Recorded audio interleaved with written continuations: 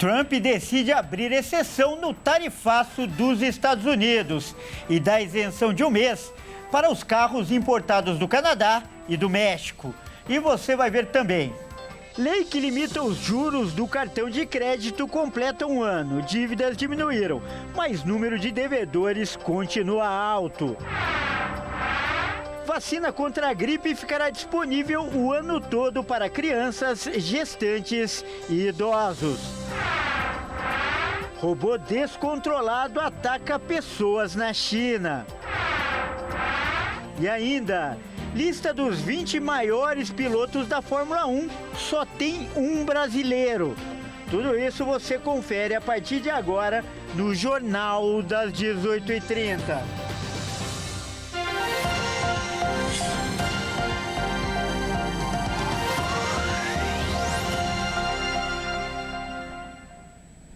Olá, seja muito bem-vindo. Nós estamos ao vivo, agora são 18 horas e 36 minutos pelo horário de Brasília.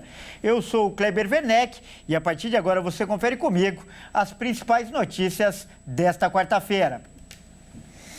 Olha só, os Estados Unidos vão permitir a isenção de um mês nas tarifas de importação de automóveis vindos do Canadá e do México. O anúncio foi feito um dia após as altas taxas entrarem em vigor.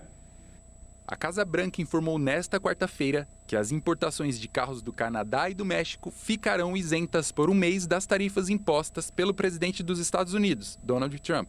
Segundo a secretária de imprensa da Casa Branca, Karoline Leavitt, Trump conversou com os presidentes de 3 grandes montadoras, a Ford, a General Motors e a Stellantis, avisando que eles deveriam mover a produção do Canadá e do México para os Estados Unidos. Essa isenção marcou apenas uma exceção na taxa de 25% imposta por Washington aos 2 países, que passou a valer na última terça-feira. Apesar desse pequeno alívio na área de importação de automóveis, os Estados Unidos alegam que o primeiro-ministro do Canadá, Justin Trudeau, não está disposto a suspender as tarifas retaliatórias recentemente anunciadas pelo país. Para os Estados Unidos, toda essa taxação faz parte de um esforço para conter o fluxo de fentanil, que vai do Canadá para o país de Donald Trump, e que, segundo o presidente americano, os esforços do país canadense para neutralizar o tráfico de drogas na fronteira não foram suficientes. E essas novas tarifas, anunciadas pelo presidente dos Estados Unidos, Donald Trump, continuam causando turbulência no mercado internacional. Confira agora quais os produtos brasileiros também podem ser afetados. Os produtos agrícolas fazem parte da lista de taxação anunciada por Donald Trump. As tarifas que entram em vigor em 2 de abril. O presidente incentivou os fazendeiros americanos a venderem seus produtos dentro do próprio país, o que prevê uma redução na oferta de importados, incluindo os brasileiros. Itens como o aço e o alumínio também foram impactados. Em fevereiro, o presidente americano impôs sobretaxas de 25% sobre esses produtos, o que afetou diretamente o Brasil. Isso porque o país é o segundo maior exportador e fornecedor de aço para os Estados Unidos, ficando atrás apenas do Canadá. Em 2023, os americanos compraram 18% de todas as exportações brasileiras de ferro fundido, ferro ou aço, segundo o governo brasileiro. Além disso, Trump criticou a tarifa brasileira sobre o etanol, que atualmente é de 18%, enquanto os Estados Unidos cobram apenas 2,5% sobre o combustível importado. Por isso, o líder americano cogita aumentar essa taxa. As novas tarifas fazem parte da estratégia de Trump. O presidente prometeu o aumento para fortalecer a economia dos Estados Unidos e assim reduzir a concorrência estrangeira. A lei que limita a cobrança de juros no rotativo do cartão de crédito completa um ano. Os valores das dívidas realmente caíram nesse período. Mas, por outro lado, o número de endividados continua grande, como nós vamos ver nessa reportagem. O teto de juros do cartão de crédito rotativo teve uma mudança importante para consumidores desde o início do ano passado. A partir do projeto de lei que aprovou o programa Desenrola Brasil, foi também definido um limite para a taxa de juros mais absurda do mercado brasileiro, a do rotativo do cartão de crédito.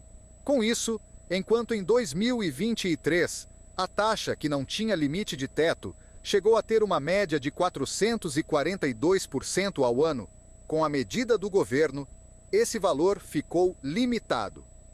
A cobrança de juros passou a ser cobrada somente até chegar aos 100% do valor original da dívida. Ou seja, se a dívida inicial, quando deixou de pagar a fatura na data do vencimento, era de R$ 100, o máximo que ela pode chegar passou a ser de R$ 200. Assim, o dispositivo colocou um freio no efeito de juros sobre juros, que elevou exponencialmente as cobranças. O rotativo foi criado pela facilidade de utilização. Se o cliente não tiver dinheiro para quitar toda a fatura no vencimento, poderá pagar um valor mínimo e jogar o restante para o mês seguinte, a um custo. Por conta disso, o melhor é quitar totalmente a fatura para não pagar nada de juros. E Santa Catarina é o estado brasileiro que tem o menor número de jovens que não estudam e nem trabalham. É a famosa geração neném. De acordo com os dados do PNAD Contínua e também do Instituto Brasileiro de Geografia e Estatística, o IBGE, Santa Catarina é o estado que possui menos jovens e adolescentes dentro da geração neném, aquela que nem estuda e nem trabalha. De acordo com os dados divulgados na última semana, Santa Catarina tem 10,46% dentro dos seus montantes dos jovens nessa situação. A maior preocupação ainda são as mulheres. 63% delas, dentro desse montante, estão dentro da geração neném, que nem estudam nem trabalham. O percentual menor fica por conta dos homens. Mas o número é comemorado dentro do estado através das secretarias de políticas públicas dentro de Santa Catarina. A divulgação da nota do governo estadual na última semana comemorou, dizendo que o investimento tanto na educação quanto no cenário de inclusão desses jovens nas áreas de trabalho, principalmente com a entrada deles no mercado através da indústria catarinense, tem se fortalecido. Por isso, os números têm diminuído bastante em Santa Catarina. Portanto, o estado com menos jovens desocupados, sem trabalhar e sem estudar do Brasil, ficou em Santa Catarina os números equivalentes. Notícia de utilidade pública: a Receita Federal anunciou os prazos para o início do envio da Declaração de Imposto de Renda 2025. E quem traz mais detalhes é o Alexandre Cardoso. Com o fim das festas, o contribuinte brasileiro começa a se preparar para a entrega da Declaração de Imposto de Renda de 2025. E os envios já têm data. O prazo é de 17 de março até 31 de maio. Até o momento, a Receita Federal não anunciou as regras para este ano, mas normas como as de quem pode ser declarado como dependente permanecem as mesmas. Mesmo assim, a orientação é se organizar para evitar dor de cabeça. Documentos que comprovem a receita, como salário, aluguel e afins, devem ser separados, junto também de comprovantes de despesas como educação e saúde. Tudo isso vai facilitar o processo e evitar atrasos na entrega da declaração e agilizar a restituição, caso tenha direito. A cada ano, mais pessoas vêm usando a declaração pré-preenchida. Neste modelo, o contribuinte já começa com diversos campos já preenchidos, como informações de rendimento, deduções, bens, direitos e dívidas que são importados de declarações anteriores. Para realizar essa opção, é só ter cadastro na plataforma digital do governo federal, acessando gov.br. E o Ministério da Saúde anunciou que a vacina contra a influenza, que é o vírus causador da gripe, vai fazer parte do calendário nacional de vacinação. Ou seja, estará disponível o ano todo. O imunizante estará disponível para crianças de 6 meses a menores de 6 anos. Além de gestantes e idosos a partir da segunda quinzena desse mês, em todas as salas de vacinação do Brasil. Até então, o imunizante só ficava disponível nas campanhas que o governo fazia nas estações mais frias do ano, onde há o maior número de casos. Mas, segundo o Ministério da Saúde, os surtos acontecem em todas as épocas do ano. E esse é um dos motivos pelo qual a vacinação entra no calendário nacional de vacinação. A pasta também divulgou mudanças no combate à poliomielite. A vacina passará a ser injetável e o imunizante em gotas, que ficou famoso pela figura do Zé Gotinha, vai sair de circulação. As altas temperaturas que afetam o Brasil vão continuar por mais um tempo. Especialistas acreditam que essa onda de calor que já bateu recordes em alguns estados vai permanecer pelo menos até domingo. A onda de calor que atinge vários estados está batendo recordes de temperatura e vai se estender até domingo. Segundo meteorologistas, as temperaturas máximas devem ficar de 5 a 7 graus acima da média em parte da região sul, Mato Grosso do Sul e São Paulo. A semana começa com recordes de temperatura. A capital paulista registrou 34,8 graus, a maior temperatura já vista em um mês de março. E em Curitiba, teve o dia mais quente do ano no último domingo, com 32,6 graus. Essas ondas de calor se devem ao bloqueio atmosférico que estão atuando em parte do país, que impedem o avanço de frentes frias. Por conta disso, as temperaturas não caem e, além disso, as regiões afetadas ficam mais quentes pela falta de formação de nuvens, que poderiam amenizar a sensação térmica. Especialistas apontam que uma frente fria chegará no Rio Grande do Sul no próximo domingo, enfraquecendo o bloqueio atmosférico, assim mudando o padrão de circulação para a segunda semana de março. E veja a seguir. Robô descontrolado ataca pessoas na China. E ainda, lista dos 20 maiores pilotos da história da Fórmula 1, só tem um brasileiro. Nós voltamos já.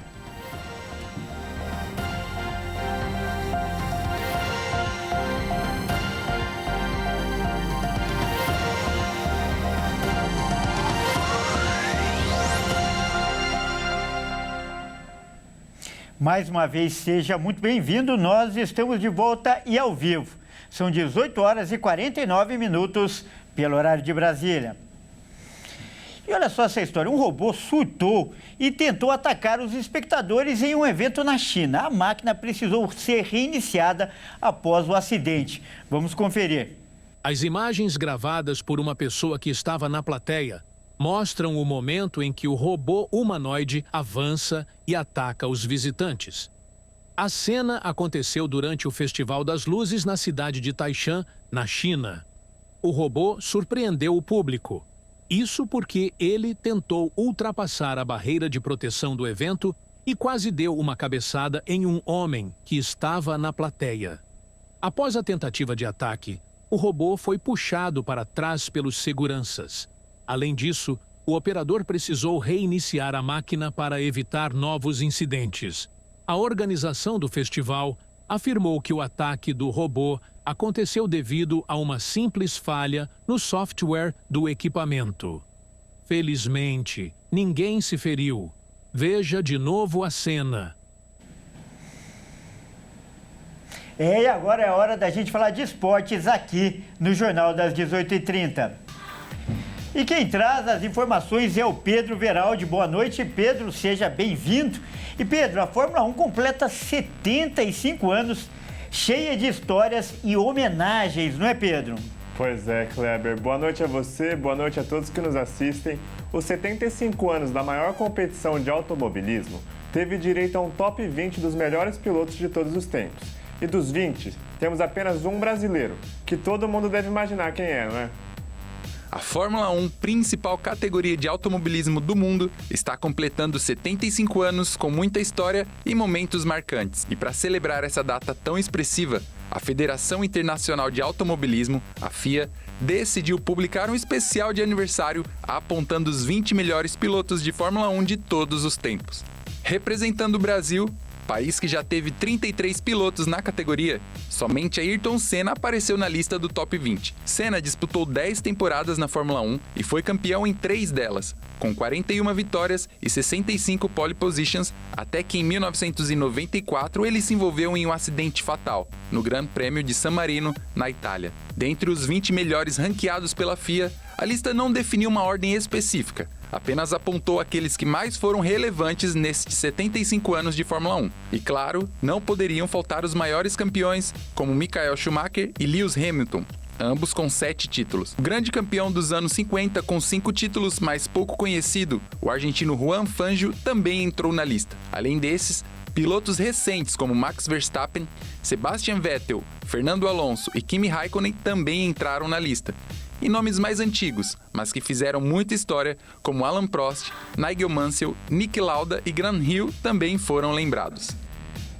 E Pedro, e no futebol feminino lá do México aconteceu um lance impressionante, não é mesmo? Isso mesmo, Kleber, uma jogada muito rara. O lance aconteceu em um jogo da Liga Mexicana, mas olha, não tem nem como explicar, vamos só conferir. Lisbeth Oveio, meia-campista do Tigres do México, marcou um gol histórico diante do Chivas Guadalajara, pela 10ª rodada do Campeonato Mexicano Feminino. O gol dela vem sendo chamado nas redes sociais de Gol Escorpião, após receber um cruzamento de Jenny Hermoso. Oveio dobrou as pernas e com o pé esquerdo conseguiu aceitar um chute impressionante que foi parar dentro do gol. O lance ocorreu aos 30 minutos do segundo tempo e tomou as redes sociais. Foi nomeado como um dos candidatos ao Prêmio Marta, que reconhece o gol mais bonito da temporada. A jogadora é formada nas categorias de base dos Tigres e é um dos pilares da seleção mexicana. Entre seus feitos, o destaque é o título do campeonato da CONCACAF Sub-20 e a medalha de ouro dos Jogos Pan-Americanos de 2023. Nessa temporada, Oveio disputou 34 jogos, marcou 29 gols e deu 5 assistências.